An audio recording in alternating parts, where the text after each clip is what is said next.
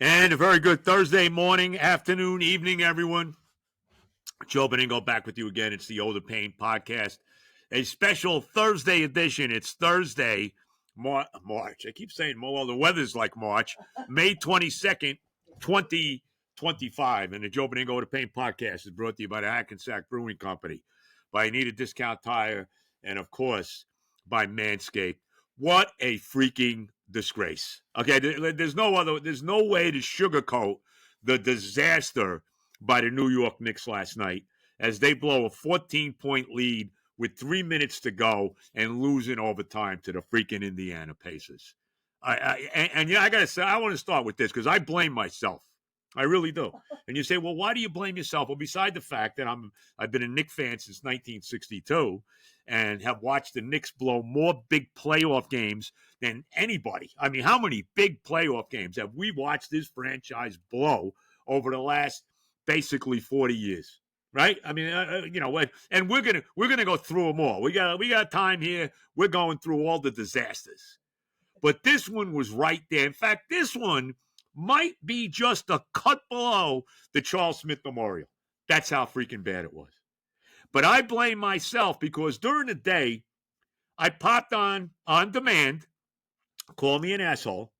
I popped on the 30 for 30 Dan Cloris' Winning Time, all about Reggie Miller and the Knicks in the 90s, right? And I relived again, and you explained to me why I would do this. I relived again the 1995 series, second round series, Eastern semifinals, when the Knicks would eventually lose in 7 to the Indiana Pacers, a series that really changed the franchise because Pat Riley walked away in that power dispute with Dave Checketts after that game. And let's be honest, you could say whatever you want. I know the Knicks had some good years after that, but they've really never recovered from Pat Riley walking away. And obviously, since Riley left, his Miami Heat have won 3 championships. They wound up with LeBron, all of that. And the Knicks have been sucking wind as far as winning titles, as we know, and basically been blowing big playoff games since then. Not that they weren't before, because they were then too. But I put this on, and it's almost like I let the karma out, right? But I'm going to let the karma out by watching this. And I was at that game one with my wife back in 1995. We were only married a short period of time.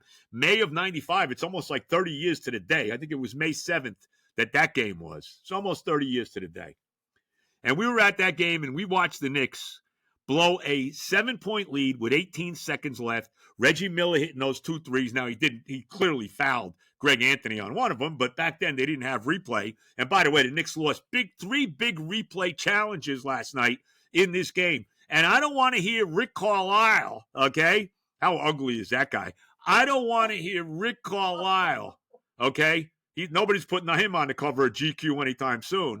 I don't want to hear Rick Carlisle, the head coach of the Pacers, crying about the officiating like he did last year, if you remember, when he said, well, the small market team's got to get calls too. Remember, you got him last night, Rick. Unbelievable. But let's go back to that 1995 game 1, right? And the Knicks blow that game. John Starks missed 2 big free throws late that would have gave him the lead in the closing couple of seconds. And I remember after that game, with my wife, walking out of the building, and we didn't say a word to each other all the way to the car because we were in such stunned disbelief that the Knicks had blown this game. And, of course, the Knicks came back. They won game 2, but eventually would go down 3-1 in that series. However, they would pull out game 5 after Byron Scott hit a shot from the freaking scorer's table to basically give the Pacers the lead in the last couple seconds. And then Ewing hit a little runner in the lane to win the game. And then they went into Indiana for the second year in a row and won game 6. And then we all know what happened in game 7 with the missed finger roll by Ewing and all of that. And Indiana wins. And things change dramatically for the New York Knickerbockers as Pat Riley says goodbye. Well, I let that karma out by watching that yesterday. So I blame me. And this game was almost a carbon freaking copy of that game. I mean, come on. 14-point lead, 3 minutes to go. And then all of a sudden, this guy, Aaron Nesmith, no relation to Michael Nesmith, the former member of the Monkees way back when. I think he's passed away now. Aaron Nesmith turns into Reggie Miller, hitting 3 after 3 after 3 after 3. Where the hell is the Knicks defense? Tell me, where is it? And then with the Knicks up 2 and choking like a dog, here it is right now, choking like a freaking dog.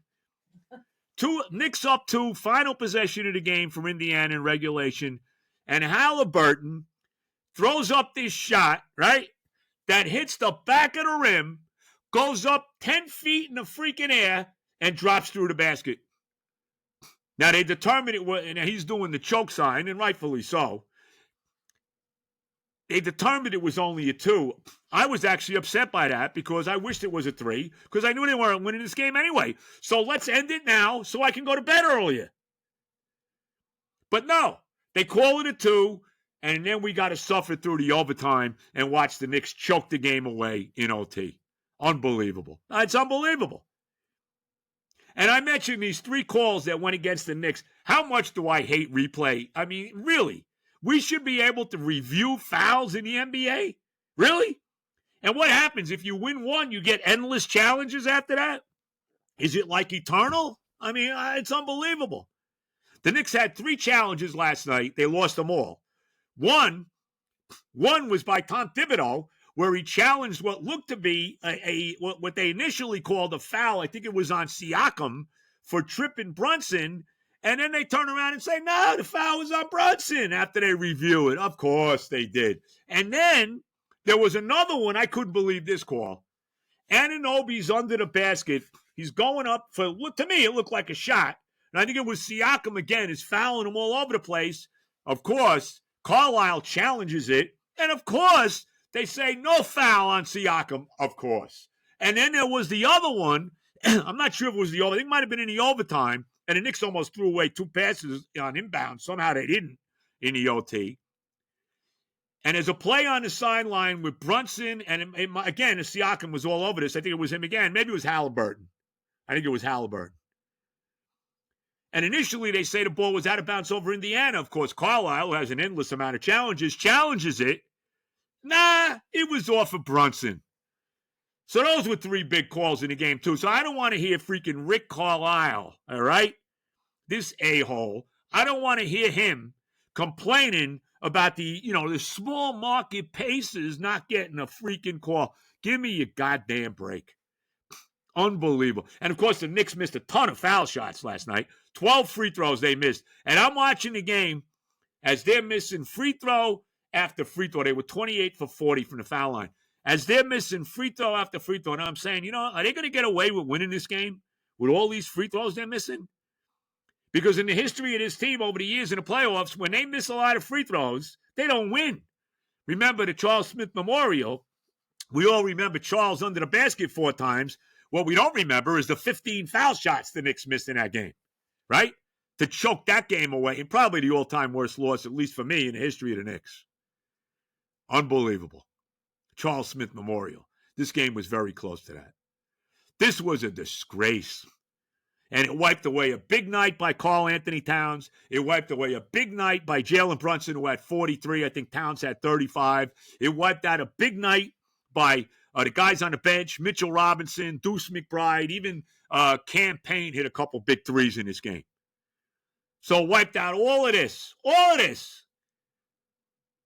And as I have documented over and over and over and over again with this franchise, the Knicks have never won a playoff game when they lost game 1 at home.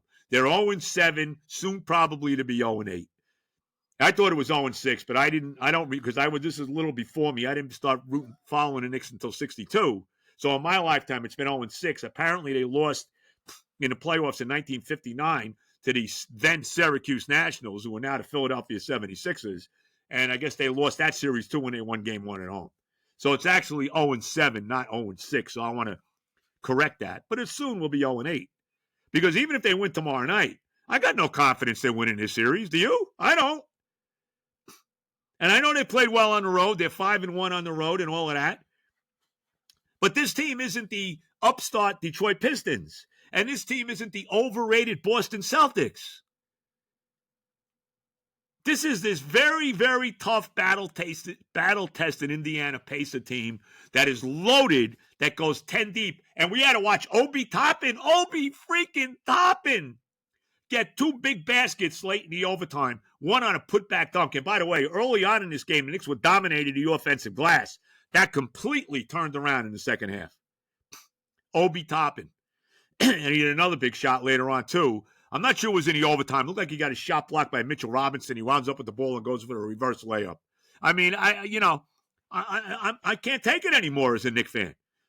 And I got no confidence in winning this series. I'm sorry. I mean, they lost game 1. I've been saying this all along. Game 1, you got to treat it like game 7 because of the history of losing game 1s at home.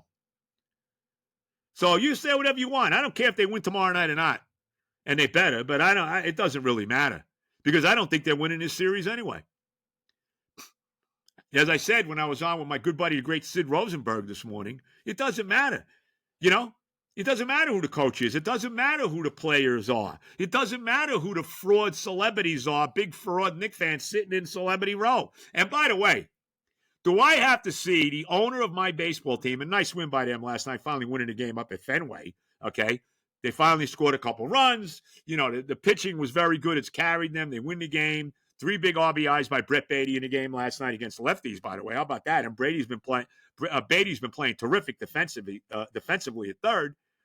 They finally get a home run after 162 games without hitting one, it seems like, by Lindor in the 9th inning. Diaz, who's been very good lately, closes it out, and they win 5-1, ending their 3-game losing streak. First time this year they've lost 3 games in a row. So they're back to 10 games over 500. And how about this? Even Soto got an RBI, got a sac fly. Come on! After he struck out the first 2 times, the first time up, and let's be honest, he has been a major disappointment so far this year through the first 50 games, Soto. After he struck out the first 2 times up looking, and the first time up, with guys on base, I think Lindor was on either second or third at that point in the first inning, he looks at 3 pitches right down the middle. Doesn't even swing the bat. What? Steve Cohen is sitting courtside at the Garden last night. He's got his Met hat on. He's sitting courtside. Nobody mentioned them because, I don't expect Kevin Hall and Reggie Miller and that little troll Stan Van Gundy to know who he is, right? And that's another story, by the way, too. Cohen should have been up in Fenway with his baseball team. But I love Steve Cohen. I give him a pass because I love the guy, okay? Thank God he owns my team. He should own every team I root for, certainly the Jets. But how about that? How about the balls of TNT to have the guys calling the game be Kevin Harlan, Stan Van Gundy, and Reggie Miller? What? We all know Reggie Miller and his history against the Knicks, and I don't necessarily dislike him. And I think Reggie actually likes the Knicks because his career was made by them. But do I need Reggie Miller and Stan Van Gundy, who, remember what he said about the Knicks fan? He made some negatory comment about the Knicks fans. I forget what it was, right? He's another one, okay? Even though his brother coached the team. Big deal. But, I mean, and that's the team that TNT gives us? Boy, what Knicks fan is happy about that? I don't know. I hear there's a rumor that they're going to dump Van Gundy for Michael Jordan. Why not? Let's get the 2 greatest killers of the Knicks together calling the freaking game, right? Jordan and Reggie. Michael, I think, was unavailable. But unbelievable. I'm so disgusted today. And I have said this over and over and over again. And you know the teams I root for. No team has given me more aggravation than the Knicks. No team has lost more big playoff games in the last 40 years than the Knicks. It's a disgrace.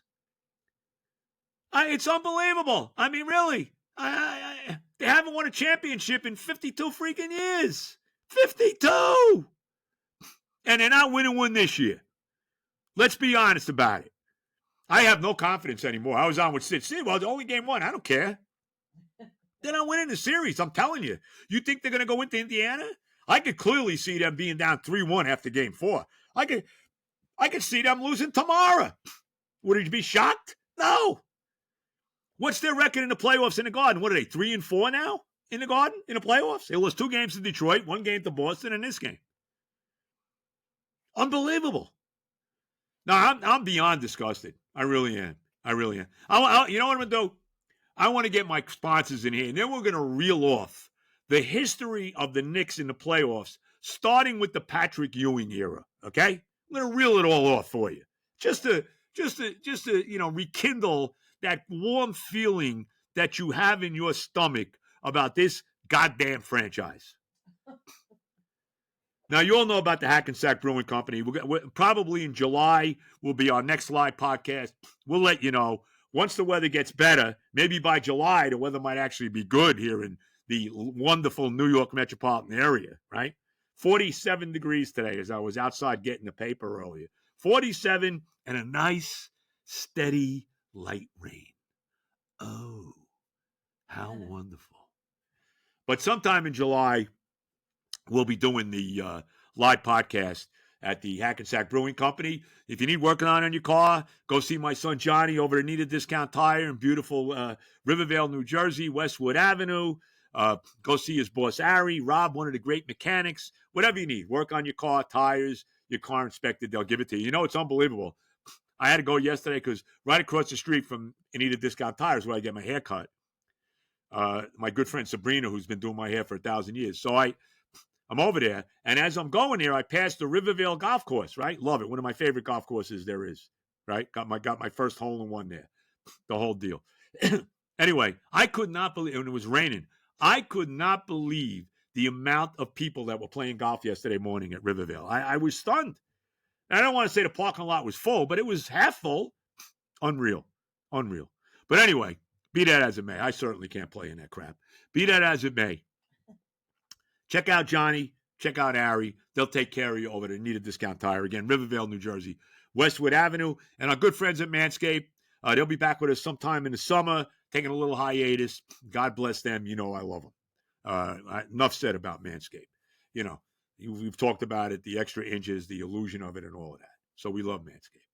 Now, getting back to the Knicks, here we go. This is the Knick playoff history since Patrick Ewing, since the Knicks were, since they fixed the lottery to give the Knicks Patrick Ewing back in 1985.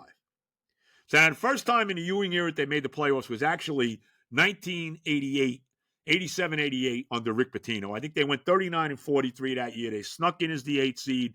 They played the Celtics in the first round. They lost in 4. You couldn't expect anything there. They were, the Celtics were the defending champion. They went on to the finals, and where they eventually, again, it was 88. No, they weren't. They had been in the finals in 87 and had won the championship 2 years earlier. But, anyway, they lost to Boston in 4, Rick Pitino's first year. The next year, 88-89, the Knicks actually won their Atlantic division. They won 52 games that year. They swept the Sixers in the first round miniseries, 3 out of 5, right? And you remember the Broom incident? Remember that in Philadelphia where they swept it away after they won Game 3, right? And it was Ewing, Oakley, and who was the other guy? Was it Starks? I think it was Starks. I might be wrong, but I think it was, right? And they got the Broom. I don't know. No, I don't know if Starks was even on that team now. I'm thinking about it. Oh, no, you know who it was? Mark Jackson. That's who it was. It was Ewing, Oakley, and Mark Jackson with the Broom sweeping Philly away. So they win that series, and then they lose to the Chicago Bulls. This was the beginning of the disasters against Jordan. They lose to the Chicago Bulls in the Eastern Conference semifinals. They lost Game 1 at home in that series and wound up losing in 6 to Jordan and the Bulls, the first of the losses to Michael Jordan in the playoffs. So that was 88-89. And then, of course, after that year, Pitino leaves because he gets in a power struggle with that other asshole, Al Bianchi, who was the GM.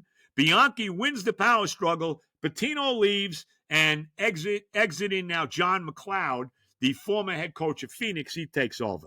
So now McLeod's the head coach in the 80. Was it? No, it wasn't McLeod yet. It was Stu Jackson. That's right. Stu Jackson, who had been, I think, an assistant with Pitino, he takes over as the head coach going into the 89-90 season. And remember, the Knicks actually win the first round series, mini-series against the Celtics. They win it in 5, winning Game 5 in Boston. And remember, they lost the first 2 games of that series in Boston and won the next 3. Won the next 2 at the Garden, won Game 5 in Boston. Ewing hit a big 3 from the corner to help seal that win. And then they moved on to the Eastern Conference semifinals where they lost in 5 to the eventual world champion Detroit Pistons, who, of course, had won the title the year before, the Bad Boys, and won it again in 1990. So we move on now to 1991. Stu Jackson is gone. John McLeod takes over as the head coach of the team, right? He had success in Phoenix. He takes over, and the Knicks get swept. They were under 500 that year. They make the playoffs. They play the Bulls in the first round. They get swept in 3. And that was the series where Scottie Pippen, remember that when he dunked over Ewing and he's looking over Ewing who's below him? It's almost like he's pissing on him. Remember that? That was inside. That was wonderful, right? So they get swept by the Bulls in 1991 in the first round. Then now, enter Pat Riley. Pat Riley comes in as a head coach of the Knicks. Knicks win 51 games that year. They blow the division late to Boston, but they win 51 games, right? They beat the Pistons in the first round. I think it was a 5-game series. They beat the Pistons in the first round. And now who's there but Jordan and the Bulls in the second round, right? Round 2. And the Bulls now are the defending world champions. Remember, they won it in 1991, the first of the 3 in a row, the first of the first three-peat that they had. Obviously, they had 2, right? So the Knicks play the Bulls in the second round, Eastern Conference semifinals, 91-92. They win game 1 in Chicago. Ewing has a huge game where he scores 34 points, and it's 10 shots in a row. They win game 1 in Chicago, right? It comes to a 7th game, and they get killed in game 7 in Chicago. I think Jordan had 42, right? Okay. We weren't totally upset. But then the Knicks make the fatal move, right, in the following year. Okay, again, they let Xavier McDaniel go. And Xavier McDaniel, if you remember, schooled Scottie Pippen in that series. Schooled him. But, what the hell? We don't need him. Let him go, right? So they let Xavier McDaniel go. And not only do they do that after the 91-92 season, they make the ill-fated trade with the Clippers, and they trade Mark Jackson to the Clippers, and they get back Charles Smith, okay? That was the Charles Smith trade. Now, we all know what happened in 92-93, okay? They win 60 games. They win the division, right? Only the second team in Knick history to win 60 games, right? 20-year anniversary of the championship. I thought it was our year. They win 60 games that year. They won 37 consecutive games at Madison Square Garden. They take a 2-0 lead in the conference finals. 2-0 lead in the conference finals over the Bulls, right? Remember, they beat the Pacers in round 1, and then they beat who they beat in round 2? The Charlotte Hornets in round 2. That was the Charlotte team that had Larry Johnson and Alonzo Mourning on it. And they beat them in round 2. I think it was a 5-game series. I think Charlotte won 1. Now they get to the conference finals, right? They're up 2-0 at the Garden. Game 2 is the infamous Starks dunk over Jordan, which is like one of the great moments in history. Of course, the Knicks don't win another game in the series. And I will never forget, after that game, watching it on MSG, when still the entire playoffs were on MSG, right? Which don't we wish that was the case now, except for just round 1. And I'll never forget Marv Albert saying to the late, great John Andres, "John, this series is far from over." And, of course, the Knicks lose game 3. I believe that was the Memorial Day Massacre. Then game 4, I think, was the game Jordan went for 54. And in game 5 is the Charles Smith Memorial. And I'll never forget, all right? Never forget people telling me, "No, don't worry, they're going to still win the series." And I'm like, are you delirious? They have no shot to win. They're not winning game 6 in Chicago. They got a shot? No shot. I'll never forget, this is between marriages. So I wasn't married to Terry yet, right? I'm still living it. Actually, I was living with my sister in Saddle River in my parents' house. At that point, my parents had both passed. And I'm sitting there, and I said, I'm getting bombed for this game. Friday night, I'm by myself. I had 2 more. I'll never forget. I had 2 martinis when I could still drink. I had 2 martinis watching that game because I knew there's no shot they're winning the game, and they didn't, of course. Now we fast forward to 93-94, right? This is the year that Michael Jordan decides to retire.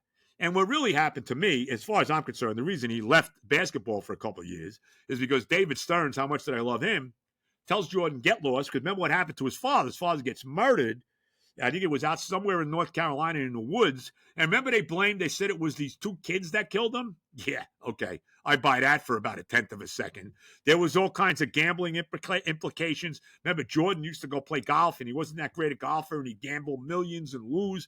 That book by Richard Esquinas, remember all of that? Of course you do, right? So Jordan's out of the picture. So now 93-94, right? Knicks win 57 games that year, okay? Beat the Nets in the first round in 4, right? Second round, they play the Bulls. Here come the Bulls, right? Without Jordan. The series, remember, Knicks win the first 2 at home. And remember game 3 in Chicago? That's the game where Phil Jackson sends JoJo English out to the court to basically start a fight. He gets into a fight with Derek Harper right in front of David freaking Stearns. They both get thrown out of the game. The game ends with Tony Kukoc hitting that big 3 to win the game at the buzzer, and Scottie Pippen not refusing to go into the game, right, at the end, because he wasn't going to get the last shot. And he was all ticked at Phil Jackson because Kukoc got the last shot, and of course he made it. The Bulls win game 4. Now we're back to the Garden for game 5. And let's be honest. If not for a bad call by Hugh Hollins in that game against Pippen, and I really, to this day, I believe that this call against Pippen was the payback for him crying about, not taking that last shot in game 3. He calls this bogus foul on Pippen. Hubert Davis makes the 2 free throws, and the Knicks survived that game. Then remember, they lose game 6 in Chicago and then have a life-and-death game 7 at the Garden, which they wound up winning by like 10 points. But if it wasn't for Hugh Hollins, okay, they would have lost that series too without Jordan. And I remember, the Knicks finally beat the Bulls. Well, no, they didn't. Well, they beat the Bulls, but they didn't beat Jordan. So to me, that doesn't even count that they beat the Bulls. But anyway, they beat them in 7. Here comes Indiana, right? Knicks win the first 2 games at home, right? Lose the next 2 games in Indiana. Now comes the memorable game 5 at the Garden, right? The whole nonsense. The Knicks have a big lead early, right? Reggie Miller's doing nothing. And then Spike Lee. And look, I'll give Spike credit. He's a legitimate Knicks fan. I'll give him that. Of course, it's all about Spike, and he's there to be seen, but whatever. So Spike gets into it, and this was documented yesterday on that documentary I watched, which stupid me. And we all know what happens. Him and Spike are getting into it. Reggie goes crazy, scores 25 points in the fourth quarter. Indiana steals the game. Reggie with the choke shine. He's got one hand on his throat, one hand on his crotch, all of that. Spike's on the cover all over the papers the next day. He's everywhere, right? And Spike's trying to, in the documentary, he's trying to act like, you can't blame me. And I can't believe Reggie was, grabbing his crotch in front of my wife and all of this. And there's Spike. He's got all the papers, the Post, the Daily News back then when you could actually read the Daily News before it became a, propaganda machine. Okay. And he's got, like in his home, he's got them laminated, all the covers with Spike and Reggie. What? Knicks go to Indiana, game 6, and it was a rough crowd in Indiana. I'm not going to dispute that, right? Of course, Spike's sitting in the front row, and the Knicks win game 6 in Indiana. Huge game for John Starks. Derek Harper hits a big shot to give the Knicks the lead late, gets a big steal later on. As well. I forget who he stole. Who the hell did he steal the ball from late in the game? Was it Workman? One of those guys. I forget. Gets a big steal late in the game, right? And the Knicks survived that. And then the classic game 7 at the Garden. Ewing goes for 24 points and 22 rebounds, maybe his signature game of his career. And, of course, the big play in that game, the Knicks are down a point. Starks, in the closing minute or whatever it was, Starks goes to the basket, misses the layup, and there's Ewing for the putback slam dunk. That turns out to be the winning points. And then Reggie actually had a shot late to pull the game out and actually missed. And the Knicks steal that game. They win game 7. They move on to the finals. And we all know what happens there, right? They split the 2 games in Houston. They lose game 1 at the Garden. Sam Cassell kills them in that game 1 at the Garden. And that turned out to be the killer game. Another brutal playoff loss at home. And, of course, that series, if you remember, The Knicks win the next two games. Game 5 at the Garden, back when they were doing 2-3-2 in the finals, what a joke that was. Game 5 at the Garden is the day of the O.J. Simpson chase, right? They're chasing him in the Bronco, right? And we're watching the game. I'll never forget. I was I wasn't married to Terry yet, almost, right? This is like June, right? This is June of 94. We got married in July, and I'm watching the game over her house, and all of a sudden, NBC cuts out to show the OJ chase. Game 5 of the finals. My team's in it. I'm going nuts. You think if Jordan was playing in that game, they would have cut out? Probably not. They cut out to that. I'm screaming at him, where's the radio? Where's the radio? Bottom line is the Knicks win that game, right? So now we're up 3-2 going to Houston. And Starks, remember, had a big game in Game 6, and we had to win that game. We didn't want no part of Game 7. And in the closing seconds, Starks for the win from the corner, and somehow Hakeem Olajuwon gets out to Starks, gets his fingernail on his shot, blocks the shot, and then, of course, the Knicks lose Game 7. And don't forget, Kenny Smith, who had done nothing in that series to that point for Houston, has a big game, hits a bunch of threes in Game 7, and Knicks, of course, lose Game 7, right? And they lose in the finals, of course. And then the following year, 94-95, they beat Cleveland in the first round. And then the aforementioned Reggie Miller in Game 1, blowing the 7-point lead with 18 seconds left. Starks misses the free throws. Knicks fall behind 3-1 in the series, come back to tie it, and then lose Game 7 at home. Ewing with the finger roll. Pat Riley leaves after he has a power struggle with Dave Checketts, and the rest is history. 96, they win the first round against Cleveland. They lose in 5 to Jordan and the Bulls in 96, which turns out to be the last time that they will lose to Jordan in the playoffs. 97, they win 57 games. And there's a team makeover. Remember, they trade Starks, right, for, I believe it was for Sprewell. They bring Sprewell in. They bring Allen Houston. Maybe Sprewell wasn't there yet, but I think Starks was gone, right? They bring in Houston. Buck Williams was on that team, right? Larry Johnson, right? They traded, I think it was Anthony Mason for Larry Johnson, right? Different team. They win 57 games, right? They win the first round again. I think it was in Cleveland again. They win and beat in the first round. The second round, they're 3-1 leading against Miami.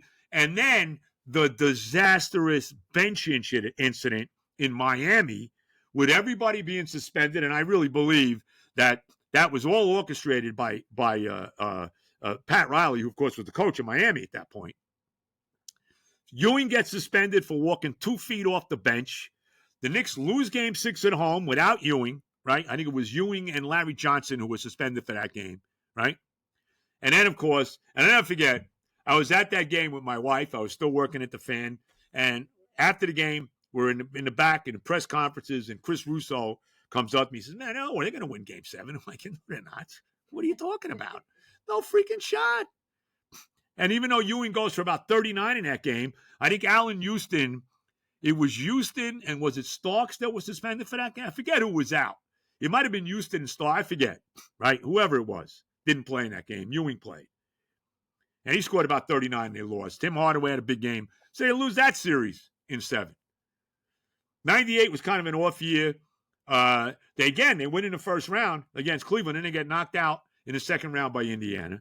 99, right, is the year of the strike, right? There's a lockout, whatever you want to call it in the NBA, 98, 99. They don't play any games in 98. They play a 50-game season. The Knicks go 27-23.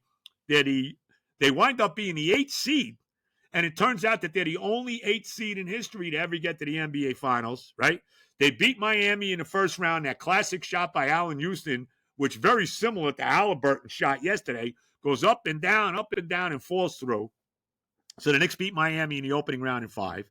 Then they wipe out the crummy Atlanta Hawks in the second round in 4, right? And here come the Pacers again in the conference finals. And, of course, Game 3 is the Larry Johnson 4-point play, right? And I was at that game with my wife. I still to this day regret that I blew off Jerry Recco's wedding for that, okay? Even though the Knicks won it. And the Knicks go on to win that series in 6. I was in the Garden for Game 6 when they closed out the Pacers, which was the last time they won a series at home before they closed out Boston last week in 6 games in round 2. Knicks win that series, Remember, Ewing got hurt in game 2 and didn't play in the last 4 games of that series and did not play in the finals against San Antonio. San Antonio wipes us out in 5. They win game 5 at the Garden. I was at that game too. Spreewell had a huge game. Nevertheless, they lose in 5. Tim Duncan, David Robinson, yada, yada, do, right? Okay. 2000 is really the last hurrah for the Ewing years, right? Again, they win the opening round. Forget who the hell did they beat in the opening round in I can't remember now who they beat in the opening round in 2000. Oh, Toronto. That's who they beat. They swept the Toronto Raptors. That was a Raptor team with Vince Carter and Tracy McGrady. They swept the Raptors in the opening round in 3 in a miniseries. And then they play the Pacers. No, they won. And the second round, excuse me. Wait a minute. I'm getting ahead of myself. The second round, the conference semifinals, they beat Miami in 7 in really Patrick Ewing's final great moment as a Knick. Game 7 when he outplays Alonzo Mourning. The Knicks win Game 7 on the road in Miami and advance to the Eastern Conference Finals, where, of course, they lose to the Pacers in 6. And I'll never forget, they won. Indiana wins the first 2 games at home. They had the home court advantage. Knicks win 2 games in the Garden. They lose Game 5 in Indiana.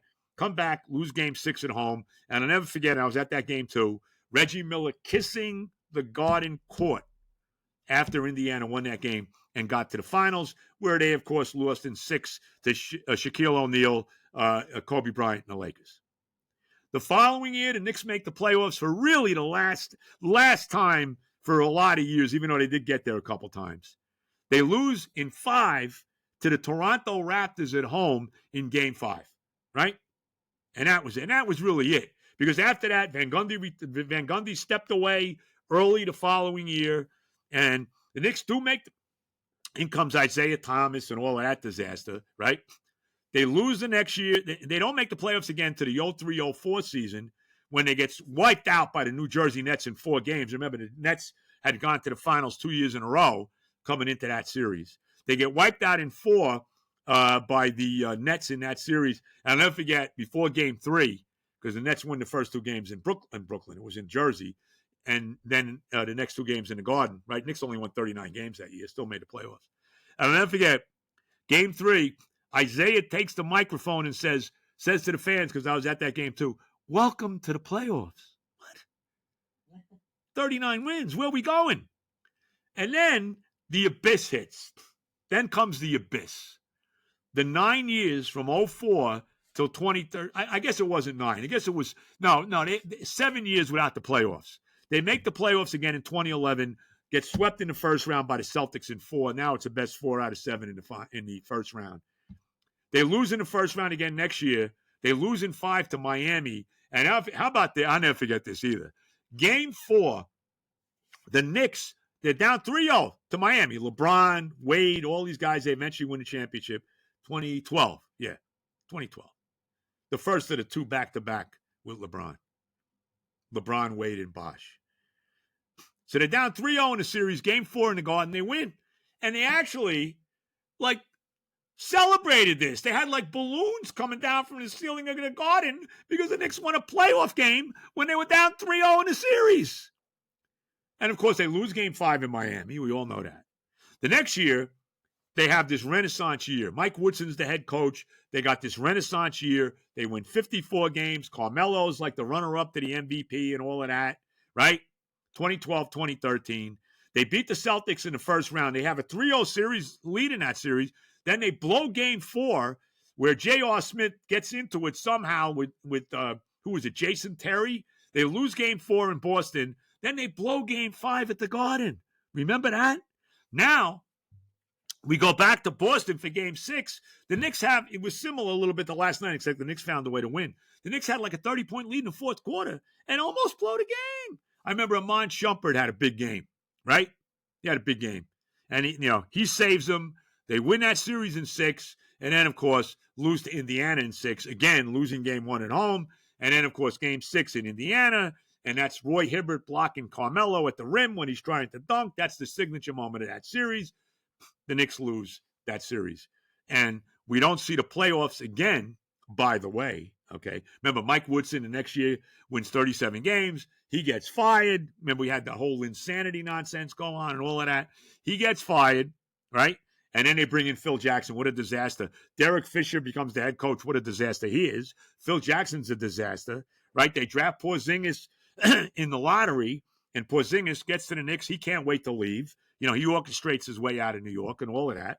And the Knicks don't make the playoffs again until Leon Rose takes over and Thibodeau becomes the head coach. And remember, they make the playoffs. It was a shortened season that year, too. I think they went 41-31 that year. They make the playoffs, and they got Julius Randle, right, all of that. They make the playoffs. Brunson's not here yet. They make the playoffs, and they lose in the first round to the Hawks in 5, again, losing game 1 at home. Trae Young kills them, all of that. They don't make the playoffs the next year. 22-23, they're back in the playoffs, right? They win the first round series. Oh, my God. The Knicks actually won. They beat Cleveland in 5, the fraud Cleveland team that they are. Remember, Mitchell Robinson has a big series and all of that. Thibodeau's the coach. And then they lose in 6 to Miami in the second round. Again, losing game 1 at home. Again. And then last year, we know what happened against Indiana. They win the first 2 games of the series at home. OG Anunoby, who's having probably the biggest game of his Knicks career at that point, gets hurt. Knicks are up 2-0. They almost win game 3. They just come this close to winning game 3 in Indiana, but they lose. And then they wind up losing the next 3, losing the next 2. They win game 5 at the Garden. They lose game 6 in Indiana, and then get absolutely blown out in game 7 at the Garden last year as Indiana's hitting shot after shot after shot. And now we fast forward to this year. The win over Detroit in the first round. The tremendous win over the Celtics in the second round. And they get us all pumped up, and they get us all excited, and we're all ready for last night. And this, sometimes, how many times I thought it was our year, whatever team it is, and it wasn't. And so maybe the years find you. And then last night, the Knicks, as only they can, in epic fashion, blow game 1 to the Pacers. Blow a 14-point lead with 3 minutes to go. Nesmith becomes Reggie Miller. Halliburton hits the shot to tie it at the end. The ball goes 50 feet in the air and comes back down through. I wish it was a 3. Would have ended my night a lot earlier because they knew they weren't winning in the OT. They have a couple shots at the end, down 3 to tie it. Brunson doesn't come close. Towns doesn't come close. Game over. Game over. And the Knicks lose game 1 at home in epic collapse, choking fashion. And you think that I think that they're coming back to win this series? Wake me up when they do. I don't care what they do tomorrow night. They could win by 50 tomorrow night. Doesn't matter. I have no confidence that they are winning this series now. And I know they've been great on the road. I know it. 5-1 on the road so far in the playoffs. Been better than they've been at the Garden where they're 3-4.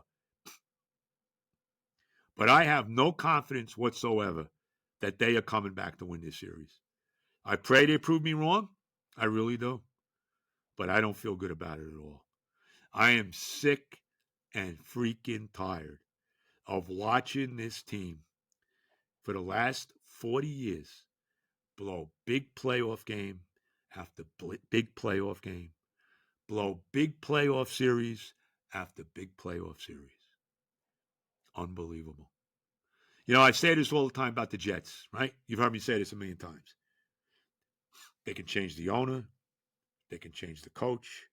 They can change the players. They can change the stadium they play at. They can change their, practice facility, right? They can change whatever they want. They can change everything. They can change the Pope, right? The results never change for the Jets. And it's really the same thing for the Knicks. Let's be honest. Haven't won a championship since 1973. Most people weren't even born, right? They can change the coaches. They can change the general manager. They can change the owner. They can change, they haven't changed the venue, so they can't change that, right? They can change all the fraud Knicks fans that sit on Celebrity Row. They can change that. But the results never change. An epic choke job by the Knicks last night in game 1 against the Pacers. I am sick and tired of it. And again, Call me nuts. Call me whatever you want. I have no confidence now. And let's hope they prove me wrong. I have no confidence that they're coming back to win this series. Never won a playoff series when they lost game 1 at home. 0-7. And I don't care what they do tomorrow night. They better win tomorrow night. But I don't, whether they win or not tomorrow, I have no confidence that they're coming back and winning this series. What a freaking disaster. Everybody, enjoy your weekend. I won't be on tomorrow. Enjoy your weekend. Check me out Saturday. I'm actually be on from 10 to 2 on Saturday on the Fan. And I'm sure I'll be eviscerating the Knicks again, even if they win on Friday. So have a great weekend. The weather, I guess, is getting better. It's Memorial Day weekend, and the weather's like it's freaking March. Of course. Only in New Jersey. All the love, everybody. And God bless America.